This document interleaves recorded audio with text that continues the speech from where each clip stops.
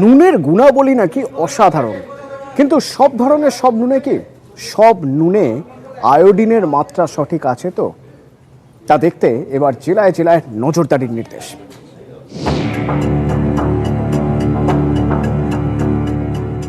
Iodine ছোট্ট শব্দ, কিন্তু কাজে বড়। শরীরে আয়োডিনের ঘাটতি ডেকে আনতে পারে নানা বিপদ। অভিযোগ, রাজ্যের বিভিন্ন জায়গাতেই নুনে সঠিক পরিমাণ আয়োডিন নেই। এ নিয়ে উদ্বিগ্ন নবান্ন। জেলায় জেলায় পাঠানো হয়েছে নির্দেশিকা। নুনে আয়োডিনের পরিমাণ কতটা খতিয়ে দেখতে নজরদারি বাড়াতে বলা হয়েছে। এর জন্য 2018 সালে যে নির্দেশিকা জারি করা হয়েছিল সেটি নতুন করে জারি করেছে স্বাস্থ্য দপ্তর। এতে বলা হয়েছে, আগামী 1 বছর প্রতি জেলার প্রতি ব্লকে নুনে নজরদারি চালাতে হবে। প্রতি মাসে 20টি দোকান বা গুদাম থেকে নুনের নমুনা পরীক্ষা করতে হবে। দেখতে হবে নুনে আয়োডিনের পরিমাণ ঠিকমতো আছে কিনা।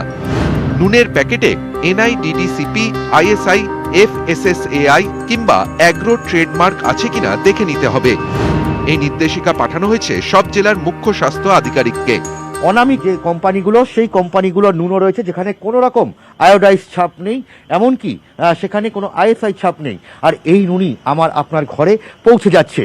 রাজ্য স্বাস্থ্য দপ্তর এই বিষয়ে নজরদারি রাখার সিদ্ধান্ত নিয়েছে। আয়োডিন যদি সঠিক মাত্রায় না যায় তাহলে মানসিক বিকাশ এবং বৃদ্ধিতে প্রতিবন্ধকতা তৈরি হয়। এটা বাচ্চাদের ক্ষেত্রে খুব বেশি এবং বড়দের ক্ষেত্রেও কিন্তু এটা হতে পারে। এছাড়াও হাইপোথাইরয়েড এবং বিভিন্ন নার্ভজনিত সমস্যা সেগুলো দেখা দিতে পারে। চিকিৎসকেরা বলছেন, আয়োডিনের অভাবে মানসিক বিকাশ ধাক্কা খেতে পারে।